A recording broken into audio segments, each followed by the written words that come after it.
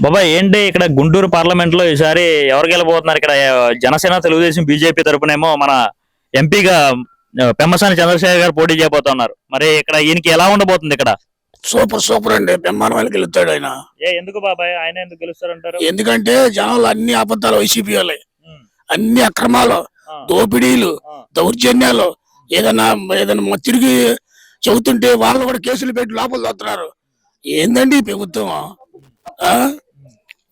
ప్రతిపక్షంలో ఉన్నప్పుడు నేను అది చేస్తాను, నేను ఇది చేస్తాను, పోలవరం కట్టిస్తాను, రాజధాని కట్టిస్తాను, ముందు తీసేస్తాను, ఇవన్నీ చేసి గెలిచిన తర్వాత అన్ని అబద్ధాలు, శూన్యం, అంతా శూన్యమే. ఇది రాబోయే రోజుల్లో జనసేన, బీజేపీ, తెలుగుదేశం గ్యారెంటీ పక్క గ్యారెంటీ గెలుతాయి. గెలుపు ఇక్కడ మరి పెమ్మసాని గారు కూడా గెలుస్తారు ఇక్కడ ఎంపీగా. మరి సూపర్ సూపర్ వాళ్ళు ముగ్గురు కూటము ఏ జనంగా గెలుస్తారు వాళ్ళు. మరి ఏంటి ఇక్కడ పెమ్మసాని గారు కొత్త ఆయన, మరి మరి ఎలా ఉంటది? మరి కొత్త సమస్య కాదు, తెలుగుదేశంలో నిలబడిన క్యాండిడేట్లు మొత్తం గెలుస్తారు. అది కూటమి గెలిచిద్ది, గెలిచిద్ది.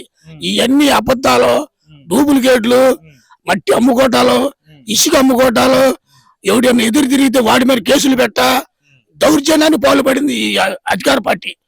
అది గెలుపు పెమ్మసాని గారిదే, గెలుపు పెమ్మసాని గారిదే, జనసేనది, బీజేపీది, ఎవరి పక్క